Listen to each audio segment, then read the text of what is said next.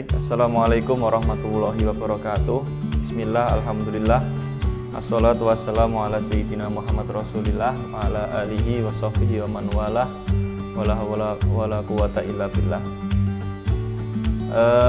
Baik, pada kesempatan kali ini kita akan belajar atau berdiskusi tentang mata kuliah Filologi Islam Nusantara. Mata kuliah ini merupakan salah satu mata kuliah wajib ya di prodi Sejarah Peradaban Islam,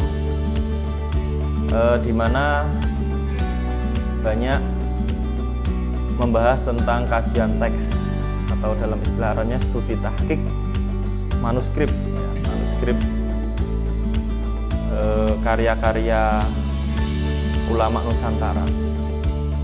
Jadi sebetulnya kalau kita perhatikan di Nusantara sendiri ini banyak sekali karya-karya ulama Nusantara yang menjelaskan tentang peradaban Islam pada masa itu.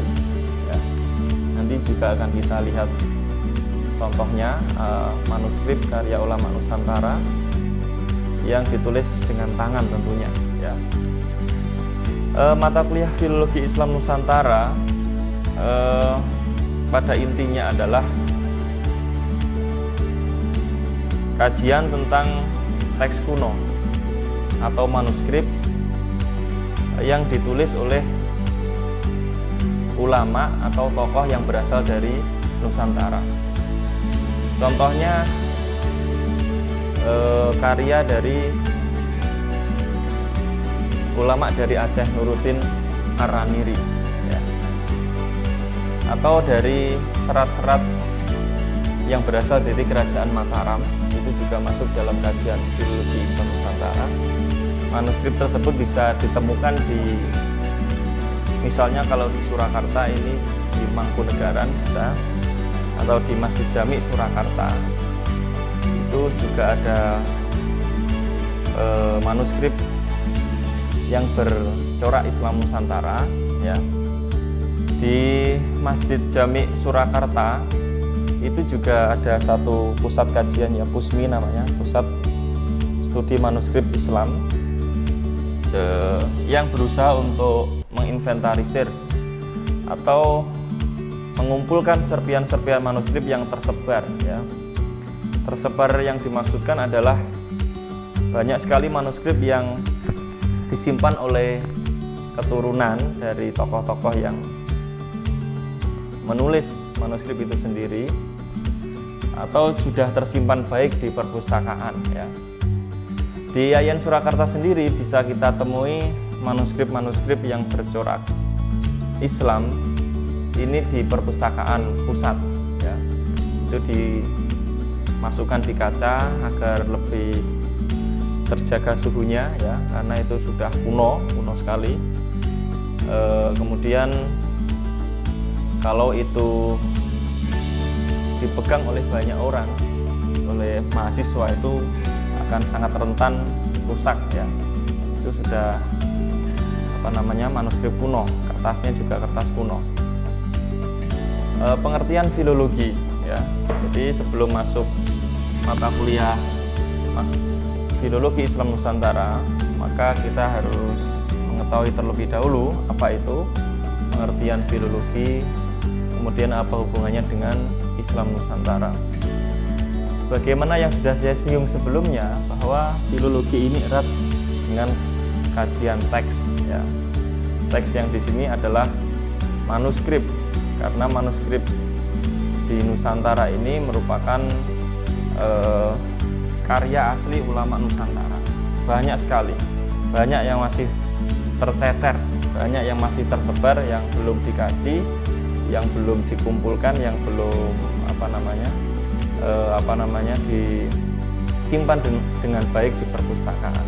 Meskipun sudah banyak upaya yang dilakukan oleh Kementerian Agama untuk mengumpulkan manuskrip-manuskrip tersebut, namun memang masih banyak yang tersimpan di keturunan, ya, terutama keturunan yang disimpan di rumah.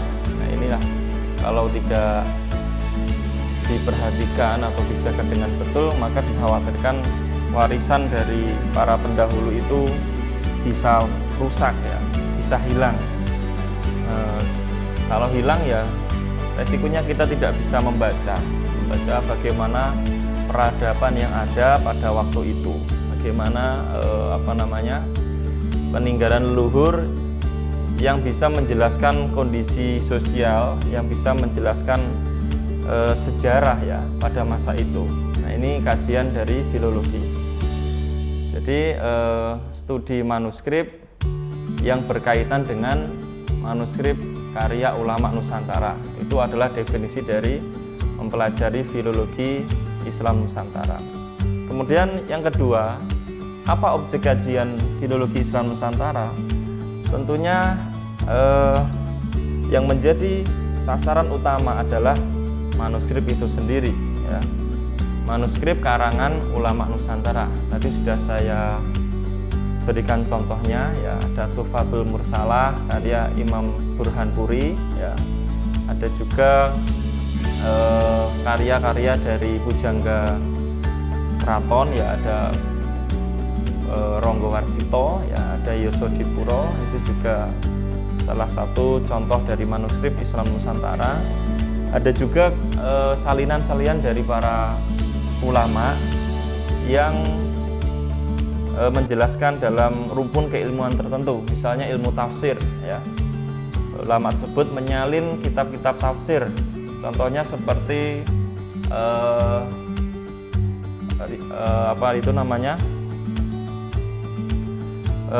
tafsir Jalalain ya, Jalaluddin Al-Mahalli dan Jalaluddin As-Suyuti yang disalin oleh ulama Nusantara, kemudian juga dikaji di Nusantara.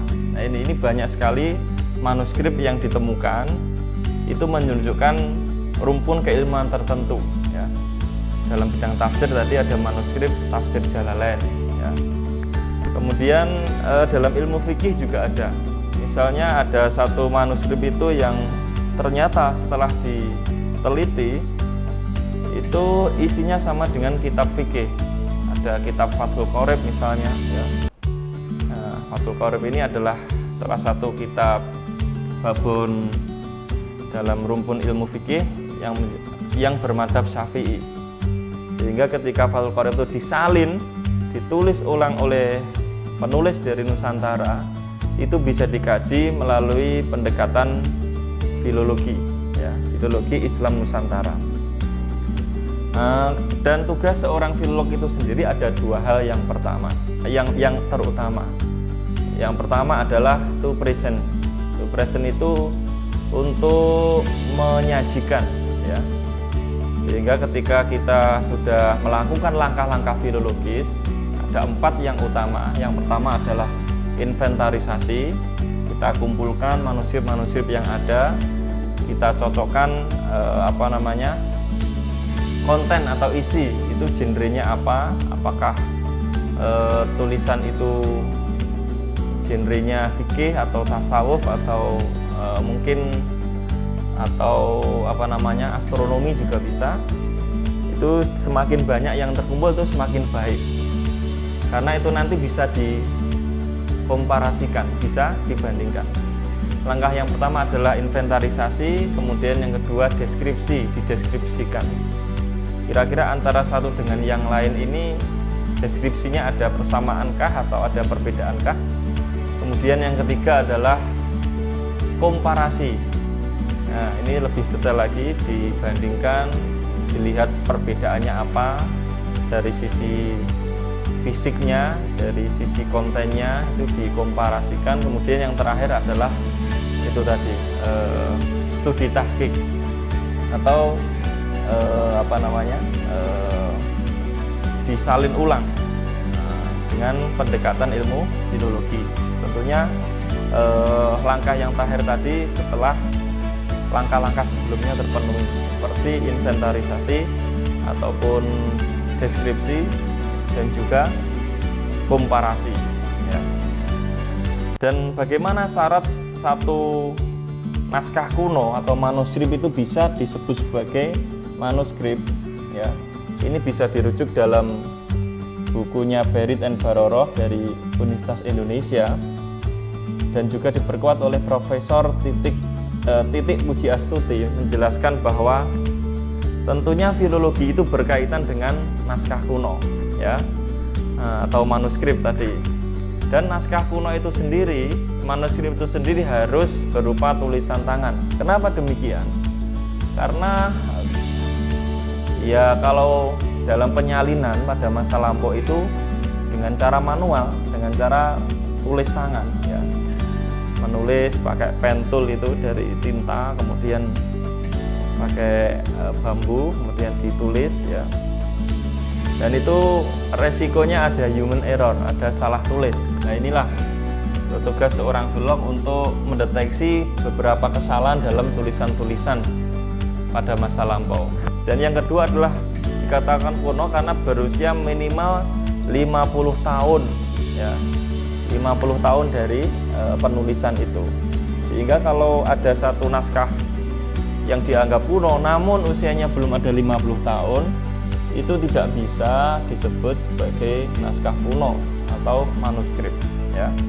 Dan yang ketiga masih kontekstual pada zaman sekarang namun banyak belum dimengerti, ya.